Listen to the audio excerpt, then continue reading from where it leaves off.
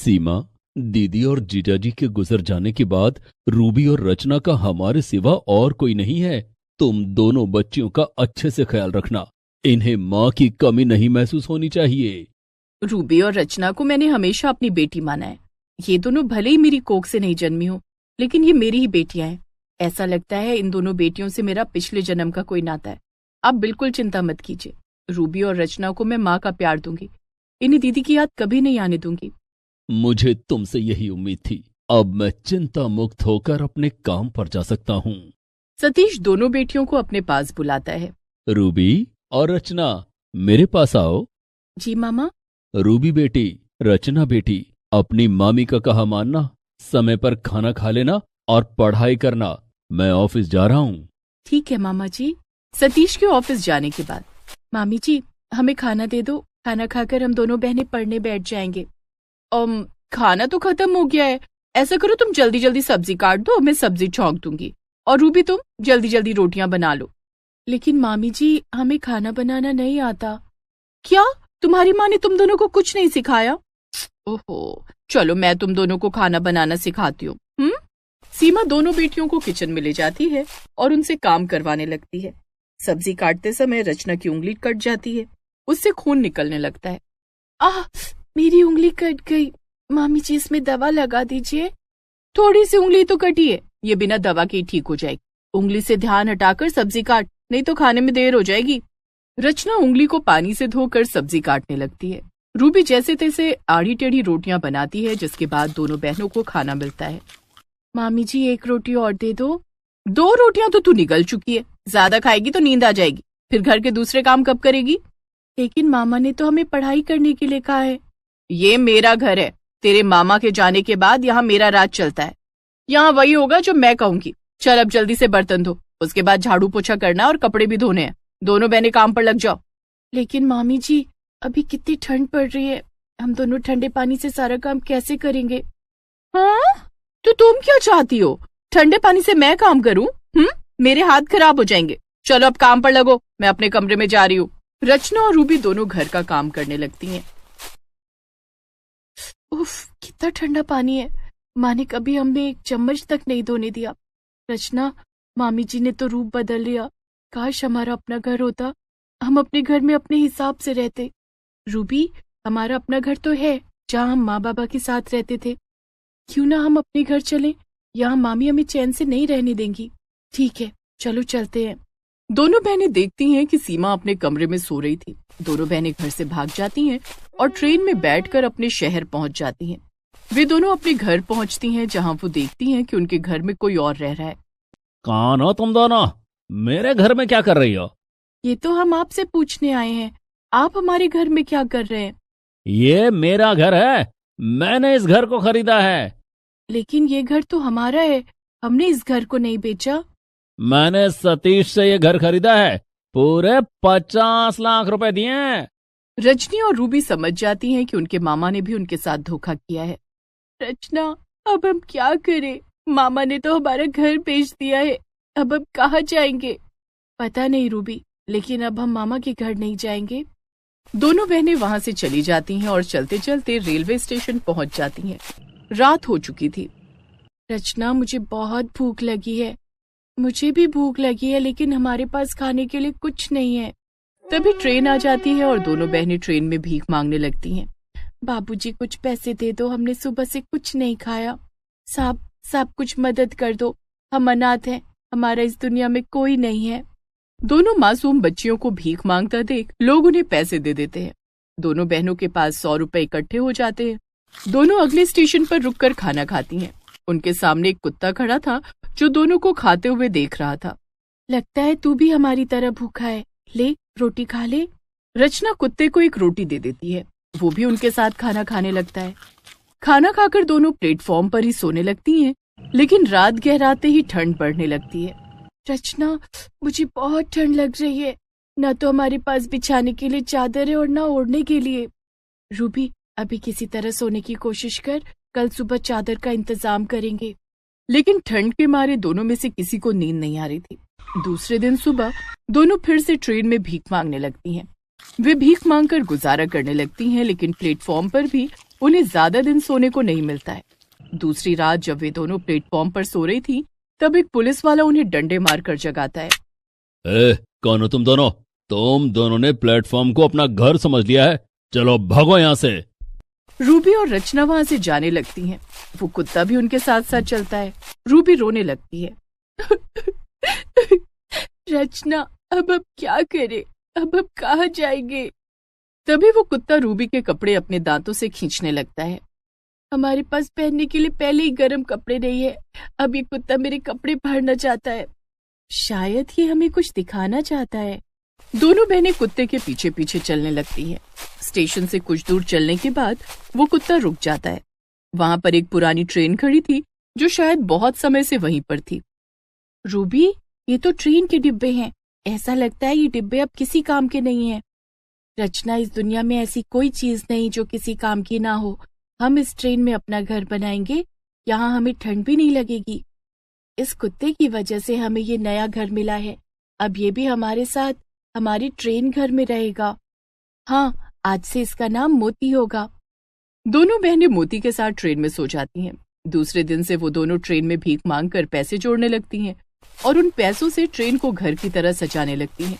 रचना, हमारा नया ट्रेन घर कितना सुंदर लग रहा है, बिल्कुल हमारे सपनों के महल जैसा। हाँ रूबी, लेकिन इस महल को ढूंढने और इसे तैयार करने में मोती का योगदान है। अब यही हमारा दोस्त, रिश्तेदार सब है। दोनों बहनें मोती को बहुत प्यार करती हैं। मोती भी उनके परिवार का सदस्य बन गया था। ट्रेन घर में वो दोनों कपकपाती ठंड में भी आराम से रह रही थी। कुछ दिन बीत जाने के बाद रेलवे के कुछ अधिकारी उस ट्रेन के डिब्बों को वहां से हटवाने के लिए आए, लेकिन वहां का नजारा देखकर वे हैरान रह गए। संयोग से रचना, रूबी और मोती तीनों ही वहां नहीं थे। यहाँ तो ट्रेन के पुराने डिब्बे थे।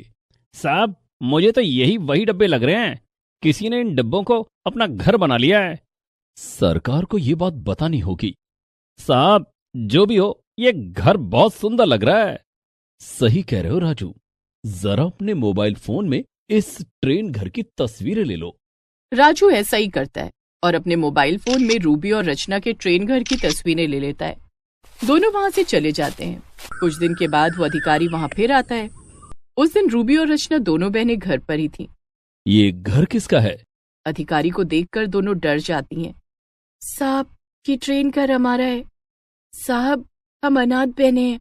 हमारा इस दुनिया में कोई नहीं है, न ही रहने का कोई ठिकाना है। हमें यहाँ से मत निकालना। डरो मत, सरकार ने तुम दोनों की कलाकारी और मेहनत को खूब सराहा है। तुम दोनों ने जिस तरह से कबाड़ को सजाकर रहने लायक बना दिया है, ये सरकार को बहुत पसंद आया है। सरकार ने तय किया है कि अब से जो भी नई ट्रेनें चलाई जाएंगी और जो ट्रेनें पुरानी हो गई हैं, उन्हें भी इसी तरह घर का रूप दिया जाए, जिससे यात्रियों को लगे कि वो घर से दूर नहीं है। और इस काम के लिए सरकार ने तुम दोनों बहनों को चुना है। हमें क्या करना होगा साहब? तुम्हें ऐसे सभी ट्रेनों को घर की तरह सजाना होगा। इसके लिए तुम दोनों को रेलवे की तरफ से अच्छे पैसे मिलेंगे और रहने के लिए एक घर भी मिलेगा। आप सच कह रहे हो साहब? हाँ, आज से तुम दोनों अपने खुद के घर में रहोगी। चल मोती, अब हम तीनों खुद के घर में रहेंगे। अधिकारी रचना और रूबी को वहां से ले जाता है। वे दोनों मोती को भी अपने साथ ले जाती हैं। अधिकारी उन्हें एक घर में ले जाता है जो कि बहुत सुंदर था। ये इस घर की चाबी है। यहाँ रहने खाने का पूरा इंतजाम है। कल सुबह तैयार रहना, रेलवे की गाड़ी तुम दोनों को लेने आएगी। कल से तुम दोनों बहनों को काम पर लगना है। ठीक है साहब, हम तैयार रहेंगे। उस घर में कपड़े, खाना, बिस्तर सब कुछ मौजूद था। तीनों खाना खाकर गरम गरम बिस्तर में सो जाते हैं। दूसरे दिन से दोनों बहनें काम पर जाने लगती हैं। इस काम के लिए उन्हें अच्छी सैलरी भी मिलने लगी। अब रूबी और रचना के बुरे दिन खत्म हो चुके थे। दोनों बहनों ने काम के साथ साथ पढ़ाई भी शुरू कर दी। मिट्ठू नाम की एक लड़की थी जो कि अपने भैया भाभी के साथ रहती थी। उसके माता पिता बचपन में ही गुजर गए थे और तब से उसके भैया भाभी ने ही उसका ख्याल रखा था। मिट्ठू को अपने माता पिता के बारे में कुछ भी याद नहीं था। पूछने पर उसके भैया भाभी कहते थे कि तब वो बहुत छोटी थी, इसलिए उसे कुछ भी याद नहीं। मिट्ठू की भाभी उसे माँ से भी ज्यादा प्यार करती थी। देखते ही देखते अब मिट्ठू कॉलेज जाने लायक हो गई थी। अब देखते हैं आगे की कहानी। मिट्ठू अब तुम्हारा 12th अच्छे नंबरों से पूरा हो गया है, तो मैं और तुम्हारे भैया सोच रहे थे कि तुम्हें किसी बहुत अच्छे से कॉलेज से आगे की पढ़ाई करवा दे। हाँ भाभी, मैंने भी शहर में कई बड़े बड़े कॉलेज देख रखे हैं। क्या? अरे मेरी रानी गुड़िया, हम तुझे ऐसे ही किसी भी अरे गहरे कॉलेज में थोड़ी ही ना पढ़ाएंगे, हम तो तुझे मुंबई के किसी बहुत बड़े कॉलेज में पढ़ाएंगे। अपनी भाभी की बात सुनकर मिट्ठू दंग रह जाती है। क्या? मुंबई का कॉलेज? अरे भाभी, ये आप क्या कह रही हैं? वो तो बहुत बड़ा और महंगा होगा ना? हाँ, तो तुझसे ज्यादा कीमती हमारे लिए कुछ भी नहीं है मिट्ठू। हम चाहते हैं कि तू बहुत बड़े कॉलेज में पढ़े और आगे बहुत अच्छी नौकरी पाए। भाभी, आप मुझे इतना प्यार करती हैं, आपके होते हुए मुझे कभी भी अपनी माँ की कमी महसूस नहीं हुई। अरे क्या तू भी मिट्ठू, ऐसी खुशी के मौके पर ऐसी बातें मत कर। अब तू आराम से खाना खाकर टीवी देख, मैं तब तक घर के काम निपटा लेती हूँ। फिर मिट्ठू टीवी देखने लगती है। शाम हो जाती है और उसका सबसे अच्छा दोस्त मोंटी घर आता है। अरे मोंटी, अच्छा हुआ तुम आ गए, मुझे तुम्हें एक बहुत बड़ी बात बतानी है। अच्छा, तो जल्दी से बताओ ना। मेरे भैया भाभी मुझे आगे की पढ़ाई के लिए मुंबई के बहुत बड़े कॉलेज में एडमिशन दिलवाएंगे। क्या? अरे वाह, ये तो बहुत ही अच्छी बात है मिट्ठू। तब तो तुम्हारी आगे की जिंदगी और भी अच्छी हो जाएगी। हाँ मोंटी, वो तो है। हाँ, लेकिन मिट्ठू, मैं तुम्हें बहुत याद करूंगा। तुम्हारे बिना तो यहाँ मुझे बिल्कुल अच्छा नहीं लगेगा। हाँ मोंटी, तुम सबसे दूर रहना तो मुझे भी बिल्कुल अच्छा नहीं लगेगा, और खासकर भाभी भाभी की तो मुझे बहुत याद आएगी। लेकिन उन दोनों ने मेरे लिए ये फैसला लिया है तो कुछ सोच समझ कर ही लिया होगा ना मोंटी, इसलिए मैं पूरा मन लगाकर पढ़ाई करूंगी और छुट्टियों में मैं तुमसे आकर मिलूंगी ना। फिर तो ठीक है मिट्ठू। वैसे तुम कब तक मुंबई जाने वाली हो? पता नहीं मोंटी, शायद 1 हफ्ते बाद। फिर मोंटी और मिट्ठू दूसरी बातें करने लगते हैं और मोंटी अपने घर चला जाता है। 1 हफ्ता होने वाला था और मिट्ठू के मुंबई के लिए निकलने में बस 2 दिन और बाकी रह गए थे। हमारे चलने की सारी तैयारियां हो गई हैं मिट्ठू, बस 2 दिन बाद मैं और भैया तुम्हारे साथ चलेंगे और तुम्हारा एडमिशन करवा के वापस लौट आएंगे। ठीक है भाभी। मिट्ठू अपनी भाभी से बातें कर ही रही थी कि तभी वहां पर मोंटी आता है। वो भागते भागते आया था और उसकी सांस भी फूल रही थी। अरे अरे, क्या हुआ मोंटी, तुम इतनी तेज भागते हुए क्यों आ रहे हो? कोई कुत्ता पीछे पड़ गया है क्या? अरे नहीं मिट्ठू, मेरे पास तुम्हें बताने के लिए एक बहुत खास खबर है, इसलिए मैं भागते हुए आया। अच्छा, ऐसी कौन सी खबर है भला? बताओ, क्या हुआ मोंटी? अरे भाभी, आपको तो पता ही है ना कि मेरे पापा पुलिस में हैं और अभी अभी उन्हें पता चला कि उन्हें एक जरूरी काम से मुंबई जाना पड़ेगा। तो मैं भी मिट्ठू को उसके कॉलेज छोड़ने मुंबई जा सकता हूँ। मैं अपने पापा से कहूंगा कि वो मुझे भी साथ ले चले। क्या? सच में? अरे ये तो बहुत ज्यादा खुशी की बात है मोंटी। तुम अगर मेरे साथ मुंबई चलोगे तो मुझे बहुत अच्छा लगेगा और मैं तुम्हें अपना नया कॉलेज भी दिखा सकूंगी। भाभी और मिट्ठू तो मोंटी की बात सुनकर बहुत खुश थे, लेकिन भैया को शायद ये बात कुछ खास पसंद नहीं आई थी। क्या? अरे नहीं नहीं मोंटी, तुम हमारे साथ कैसे चल सकते हो भला? ऐसा करना तो सही नहीं होगा। क्यों भैया, ये हमारे साथ क्यों नहीं चल सकता? हाँ जी, वो भला क्यों नहीं चल सकता है? अभी ये सब बातें छोड़ो तुम लोग, फिलहाल तुम दोनों पैकिंग पे ध्यान दो। वहाँ हम दोनों ही काफी है, किसी और को चलने की जरूरत नहीं है। मोंटी उदास होकर वापस अपने घर चला जाता है और मिट्ठू को भी अपने भैया का ये बर्ताव समझ नहीं आता है। 2 दिन बाद मिट्ठू को मुंबई के लिए निकलना था और मोंटी स्कूल के कुछ और दोस्तों के साथ उसे बाय कहने आया था। मेरा तुम्हारे साथ चलने का बहुत मन था मिट्ठू, लेकिन भैया नहीं चाहते कि मैं तुम्हारे साथ जाऊं। मुझे भी नहीं पता कि वो ऐसा क्यों कह रहे मोंटी, लेकिन तुम उदास मत हो, मैं जल्दी वापस आऊंगी, फिर हम लोग साथ में खूब वक्त बिताएंगे। ठीक है मिट्ठू, ये लो, मैंने इस छोटी सी डायरी में मेरा और स्कूल के बाकी दोस्तों का नंबर लिख दिया है। तुम्हें जब भी जरूरत पड़े हम लोगों को फोन मिला लेना। हाँ ठीक है मोंटी।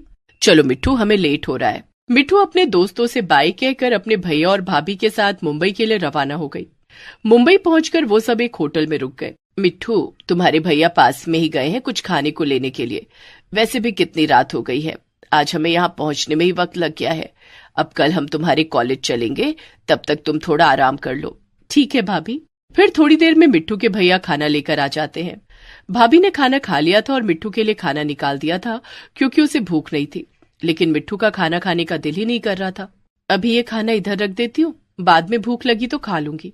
उसने खाना नहीं खाया और वो भाभी के पास लेट गई। रात काफी हो गई थी और भैया बालकनी में खड़े होकर फोन पर बातें कर रहे थे। अचानक से मिट्ठू की नींद खुल जाती है और उसे प्यास लगती है। अरे, यहाँ तो पानी ही नहीं है। भाभी भी गहरी नींद में सो रही है। मैं चलकर भैया से पानी मांगती हूँ। मिट्ठू जब बालकनी के पास आती है तो अचानक से उसे भैया की जोर जोर से हंसने की आवाज आती है। अरे डॉक्टर साहब, आप फिक्र मत करिए, उसे कुछ भी पता नहीं चला है। फिक्र की कोई बात नहीं है। और मैंने उसके और अपनी पत्नी के खाने में बेहोशी की बहुत स्ट्रांग दवा मिलाई है। वो कल तक होश में नहीं आएगी। हम उसे ऐसे ही हॉस्पिटल ले चलेंगे। मिट्ठू को अपने भैया की ये बातें बहुत अजीब लगती हैं, लेकिन वो चुपचाप खड़ी होकर उनकी आगे की बात सुनती है। हाँ, हमारा प्लान पूरा शानदार था। किसी को भी हम पे शक नहीं हुआ। अब हम अपनी मंजिल के बहुत करीब है। सालों तक मैंने इस लड़की को पाला है। अब आखिर में ये मुझे कुछ फायदा तो दे।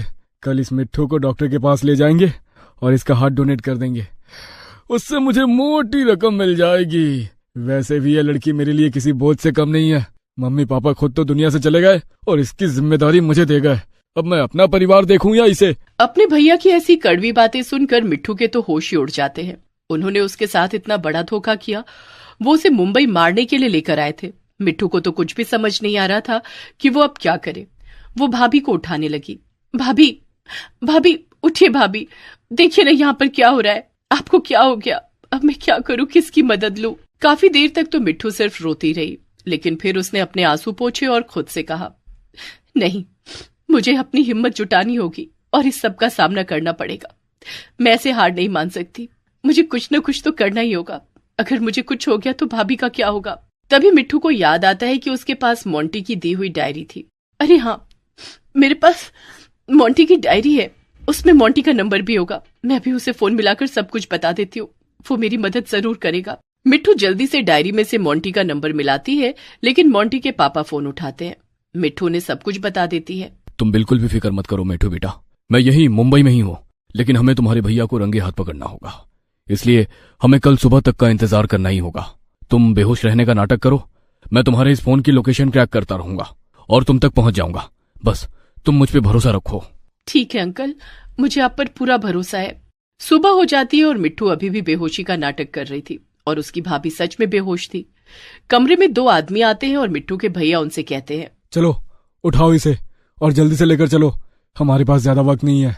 भैया मिट्ठू को लेकर एक एम्बुलेंस में बैठ जाते हैं और एक हॉस्पिटल पहुंच जाते हैं। उस हॉस्पिटल का डॉक्टर झोला छाप था। ऐसे ही फर्जी डिग्रियों के साथ सर्जरी करता था और वो डॉक्टर भी मिट्ठू के भैया के साथ मिला हुआ था। डॉक्टर साहब, ये रही वो लड़की जिसका दिल हम डोनेट करना चाहते हैं। आप और देर मत करिए, जल्दी से सर्जरी शुरू कीजिए और हाँ, एडवांस मेरे अकाउंट में भिजवा दीजिए। डॉक्टर मिट्ठू को लेकर जा ही रहे थे कि तभी वहां पर मिट्ठू की भाभी आ जाती है। वो अभी भी कुछ नशे में थी और लड़खड़ा रही थी। उन्हें देखते ही मिट्ठू उठकर उनके पास चली गई। ये सब क्या है? तुम यहाँ कैसे आई? मैंने तो तुम्हारे खाने में बेहोशी की बहुत स्ट्रांग दवा मिलाई थी। और ये मिट्ठू, ये कैसे होश में है? मैंने रात में ही आपकी सारी बातें सुन ली थी भैया, और सुबह आने से पहले मैंने अपनी डायरी में सब कुछ लिखकर भाभी के पास छोड़ दिया था। जैसे ही मुझे होश आया, मैंने मिट्ठू की लिखी डायरी पढ़ी। मुझे तो यकीन ही नहीं हो रहा कि तुम इतने घटिया आदमी हो। बकवास बंद करो, मैं घटिया हूँ? मैं? अरे इतने सालों से हम इस कलमुही का बोझ उठा रहे हैं। तुम्हें पता भी है कितना मुश्किल होता है पैसे कमाना। ऊपर से तुमने कभी भी मेरी एक नहीं सुनी। मैंने तुमसे कहा था कि इसे अनाथालय में छोड़ कर आओ, लेकिन तुम्हें इसे पालना था। और ऊपर से अब तुम इसे बड़े बड़े कॉलेज में भी पढ़ाना चाहती हो। अरे ये हमारी सगी बेटी नहीं है जो हम इसे इतने नाजों से पालें। तुम्हारे लिए नहीं होगी, लेकिन मेरे लिए वो मेरी बेटी से भी बढ़कर है और मैं इसे कुछ भी नहीं होने दूंगी। अपनी ये बकवास बंद कर पागल औरत। ओए डॉक्टर, तू क्या खड़े खड़े देख रहा है? पकड़ उस लड़की को और ले जाओ ऑपरेशन थिएटर में। मैं अपनी पत्नी को संभाल लूंगा। मैंने इस लड़की का बहुत बोझ उठाया है, अब इसे मेरे सारे एहसान उतारने होंगे। इस ऑपरेशन से मुझे बहुत फायदा मिलेगा। नहीं नहीं नहीं नहीं, मैं ऐसा नहीं होने दूंगी। जैसे मिट्ठू को पकड़ने के लिए आगे बढ़ता है, लेकिन तभी मोंटी के पापा कुछ और पुलिस वालों के साथ वहां आ जाते हैं। इतनी भी क्या जल्दी है डॉक्टर साहब? पहले जरा हमसे भी तो मिल लीजिए। पुलिस को देखकर सभी लोग हड़बड़ा जाते हैं और भागने की कोशिश करते हैं, लेकिन तभी पुलिस वाले उन सबको एक एक करके पकड़ लेते हैं और गिरफ्तार कर लेते हैं। थैंक यू अंकल, आप बिल्कुल ठीक समय पर आ गए। बेटा, तुम बहुत समझदार हो। आज तुमने अपनी सूझबूझ से ही खुद को बचाया है। हाँ मिट्ठू, तुम सच में बहुत समझदार बच्ची हो। मैं पूरी कोशिश करूंगी कि तुम्हारे भैया को कड़ी से कड़ी सजा मिले। मुझे तो बस हमेशा आपके साथ रहना भाभी। आप सच में मेरे लिए माँ से भी बढ़कर हैं। मिट्ठू की बात सुनकर उसकी भाभी उसे गले से लगा लेती है और वो दोनों वापस अपने शहर आ जाती हैं। मिट्ठू वहीं पर एक कॉलेज में एडमिशन ले लेती है और फिर दोनों साथ में खुशी खुशी रहने लगती हैं। Please subscribe this channel.